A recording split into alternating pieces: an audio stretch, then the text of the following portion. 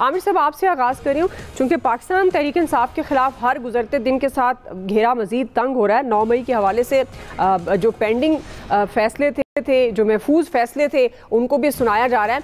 अब मज़ीद कई रहनुमाओं को भी सज़ाएँ सुना दी गई हैं। आपके ख्याल में ये जो सियासी बहरान का सामना इस वक्त है तहरीक इंसाफ को, रास्ता है इनके पास निकलने का? देखें, इन्हें रास्ता, हमारे यहाँ बहुत बहस होती है कि जी जिसने प्रेस कॉन्फ्रेंस कर दी उसको छोड़ दिया। तो ये प्रेस कॉन्फ्रेंस जिन्होंने कराई और जिस प्रेस कॉन्फ्रेंस में DGISPR ने एक दफ़ा नहीं शायद 3 दफ़ा ये मुख्तलिफ मौके पर ऐलान किया कि जो माफ़ी मांगेंगे सिद्ध के दिल से मांगेंगे, आइंदा ना करने की यकीन दहानी कराएंगे तो उसको माफ़ कर दिया जाएगा। फिर यहाँ सवाल होता है कि जी स्टेट कौन होती है, फ़ौज कौन होती है, यहाँ तो अदालतें करेंगी।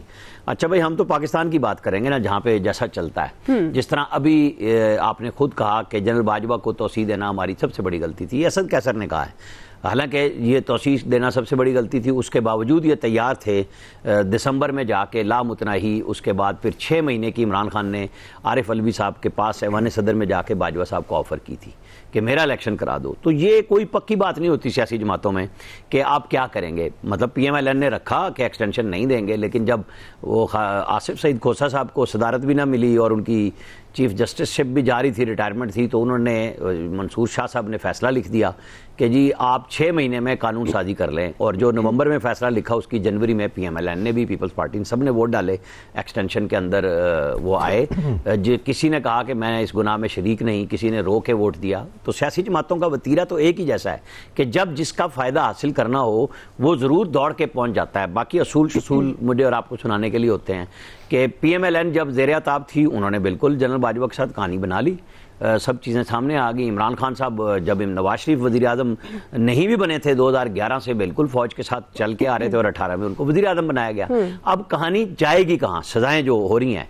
तो ये बात बतौर सियासी जमात PTI, पीपल्स पार्टी, नून लीग, सबको समझने की है कि क्या आपस में बैठ के नहीं करना, या वो जो इमरान खान साहब कहते हैं कि ये मीर जाफ़र मीर सादिक थे लेकिन अब भी मैंने इन्हीं के साथ बैठना है। वो उनको यजीद वक्त भी पुकारते हैं, उनको वो कभी कोई नाम देते हैं और कभी कोई नाम दे देते हैं और फिर भी कहते हैं बात उनसे करूंगा। मतलब टल तो नहीं ना रहे।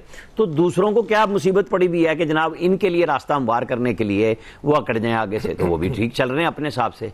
लेकिन जो मसला आ रहा है वो ये आ रहा है कि जो बुनियादी सवाल है आपका कि PTI के लिए सियासी रास्ता, तो सियासी रास्ता तो बातचीत से निकलता है। अब आपसे अगर फौज बात नहीं कर रही तो आपको गवर्नमेंट के साथ बात करके भी एस्टेब्लिशमेंट के पास ही पहुंचना है।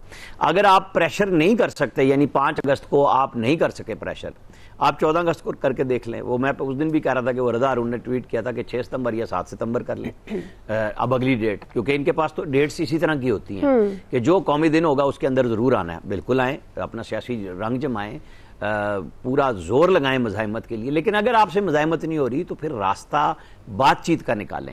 आप महमूद खान अचकज़ई साहब के पास ही पहुंच गए जिनके आप मजाक भी उड़ाया करते थे, मौलाना फजलुर रहमान के पास पहुंच गए जिनका आप मजाक उड़ाया करते थे। लेकिन अल्टीमेटली आपको क्या मिला? अभी तक रास्ता नहीं बन रहा। तो क्या इमरान खान के सोचने का वक्त नहीं है कि अपने सियासी लीडरों को आगे लाएं वकीलों की बजाय, और इनको इख्तियार दें कि कोई रास्ता बनाएं? बंद गली तो मौजूद है और ये सजाएं जो हो रही हैं, सच्ची बात यह है कि चाहे किसी को भी सजा हो बुरी बात है कि ये सियासी इंतकाम कहलाएगा, फलां कहलाएगा, लेकिन ये लीडर तो सारे निकल जाएंगे। इनके पास अच्छे पैसे हैं, वकील भी हैं। वो जो वर्कर साथ सजा में जा रहा है, जिनको ये इश्तिहाल दिला के ले गए थे पाकिस्तान के फौजी एसेट्स पे, शहदा की बेहुरमती कराने के लिए उनके मुजस्मों को तोड़वाया, तो वो लोग क्या करेंगे? उनके पास तो चांस ही कोई नहीं रहा।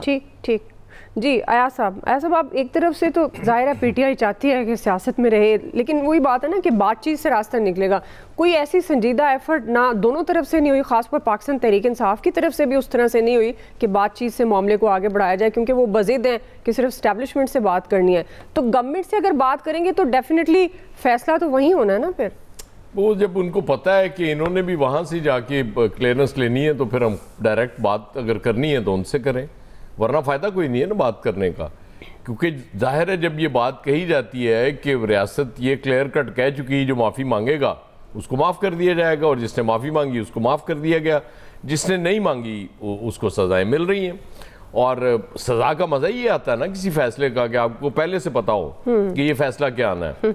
मतलब वो गार्ड को भी सज़ा मिल गई, वो बानी के मतलब वेरी गुड, ज़बरदस्त, क्योंकि वो जाहिर है फैसला जो देना है कि जी बस सजाएं सबको देनी है। हाँ अलबत्ता वो सनम जावेद और उनको फ़ायदा हो गया, वो क्या नाम है उनका, वो इनकी खातून रहनुमा जो हैं जी आलिया हमजा, उनको 5-5 साल, वो मेरे ख्याल खातून होने की वजह से रियायत हो गई है कि चलो इनको 10 साल नहीं, यास्मीन राशिद को अलबत्ता 10 साल की दी गई है, क्योंकि उनका क्लेम यास्मीन राशिद का यही रहा है हमेशा कि वो रोकती रही वहाँ जाके कि जी अंदर हमने नहीं जाना, हम सिर्फ यहाँ आए हैं एहतजाज करने के लिए। अब ये डिबेटेबल है कि जी क्या वहाँ पे आपको एहतजाज की इजाज़त होनी चाहिए या नहीं होनी चाहिए। आज गार्ड को सज़ा हो रही है, कल को खानसामों को सज़ा होगी, घर के दीगर मुलाजमीन को सज़ा होगी, ये एक जगह रुकती नहीं है ना चीज़। ये एहसास सियासतदानों में होता ज़रूर है, लेकिन ज़ाहिर वक्त लगता है। अब PMLN और पीपल्स पार्टी को भी समझ तो आ रही होगी कि भाई सजाएं ज़ाहिर है उनके इख्तियार में तो नहीं है, वो बेचारे तो आके सिर्फ इनको डिफेंड करते हैं और इससे ज़्यादा उनका इख्तियार नहीं है और वो कर भी कुछ नहीं सकते। लेकिन एक अंदर कॉन्शियस में चीज़ मौजूद होती है कि पहले जो सजाएं होती थी उससे बात बढ़ती गई, बढ़ते बढ़ते अब बात यहाँ तक पहुँच गई है, तो इसके बाद अगर किसी और की बारी आएगी तो फिर कहाँ तक जाएंगी सजाएं, ये भी ज़ाहिर है एहसास तो होता है। लेकिन बात वही है कि वो PTI भी अपनी जगह अड़ी भी है कि नहीं जी हमने इस्टेब्लिशमेंट से बात करनी है। अब ये पॉलिटिकल पार्टीज चाहती भी हैं कि बात करें। होता ये है कि इस तरह की ऑपोजिशन को इंगेज करने का फ़ायदा ये होता है कि आपकी अपनी भी थोड़ी रेटिंग बढ़ती है, आपकी मजबूती बढ़ती है। लेकिन जब बिल्कुल दीवार के साथ आप लगा दें, जब बेनज़ीर साहबा अल्लाह जन्नत नसीब करे जिला वतनी की ज़िंदगी गुजार रही थी, तो एक बड़े सीनियर जर्नलिस्ट ने मियाँ साहब से कहा कि आप अपनी गिरफ्तारी की तैयारी कर लें अब। तो वो परेशान हो गए कि यार ये तुम बात क्या कर रहे हो। उन्होंने कहा कि आपकी गारंटी बेनज़ीर थी, बेनज़ीर अब चूंकि मुल्क में नहीं है, ऑपोजिशन नहीं है, तो इसलिए आप अपनी तैयारी करें। तो ये तो हमारी हिस्ट्री ये रही है, क्योंकि सियासतदान सबक सीखने के लिए तैयार नहीं होते। आज भी हालात यही हैं, जब लोगों से आप बात करते हैं ना कि जी कल को कोई ऐसा स्टेज आ जाए कि ये पीपल्स पार्टी और PMLN वाले सोच लें कि नहीं जी अब हमने बहुत कर लिया, अब हमने अपनी मनमानी भी करनी है, कुछ अपनी मर्जी से भी हमने चीज़ें करनी है, हर चीज़ मान के हम यहाँ तक पहुँच गए हैं, तो उसमें फिर लोगों को डाउट होता है कि वो बैठे हुए हैं, इमरान खान साहब बैठे हुए हैं, वो डील कर लेंगे कि जी आए मेरे साथ बात करें, और वो आ जाएंगे और फिर बात वहीं वापस आ जाएगी। सही। ये जब तक पॉलिटिकल एलीट जितनी है, जितनी पॉलिटिकल पार्टीज हैं, इनके लीडर्स हैं, ये बैठ के एक दफा ये तय नहीं कर लेते, जैसे मिसाके जमहूरियत हुआ था, लेकिन उसकी सबसे पहली खिलाफ वर्जी नवाज शरीफ साहब ने की थी जब इफ्तिखार चौधरी साहब को चीफ जस्टिस बना दिया। हालांकि वो तय हुआ था कि कोई PCO जज नहीं बनेगा, लेकिन वो बना दिया। उसके बाद वो काला कोट पहन के भी चले गए, वो खिलाफवर्जी हो गई, फिर चीजें उस तरह से नहीं रही। आज भी इन दोनों पॉलिटिकल पार्टीज में आपको इत्तेहाद नजर आता है, लेकिन जाहिर है वो अपने मफादात का इत्तेहाद है। वो किसी स्टेज पे इकट्ठे होना चाहें तो फिर उनको ये डाउट रहेगा कि इमरान खान साहब ने डील कर लेनी है। लिहाजा ये सिलसिला जब तक ये सब बैठ के सोच नहीं लेते ना, जो मर्जी हो जाए, इलेक्शन कराएं, जिसकी मर्जी गवर्नमेंट बन जाए, हमेशा के लिए तो नहीं रहनी। नरेंद्र मोदी ने इतना ज्यादा वो सारा कंट्रोल करके इस दफा अब राहुल गांधी को अब समझ आई कि धांधली भी हुई इलेक्शंस में, इसके बावजूद वो बात नहीं रही जो पिछले इलेक्शन में थी जब 2/3 मेजोरिटी मिल गई थी। तो ये पॉलिटिकल पार्टीज के सोचने की बात है कि एक दफा हार जाएंगे कोई इशू नहीं है, 2 दफा हार जाएंगे, फाइनली बारी आ जाएगी। सही जी। फैसल साहब,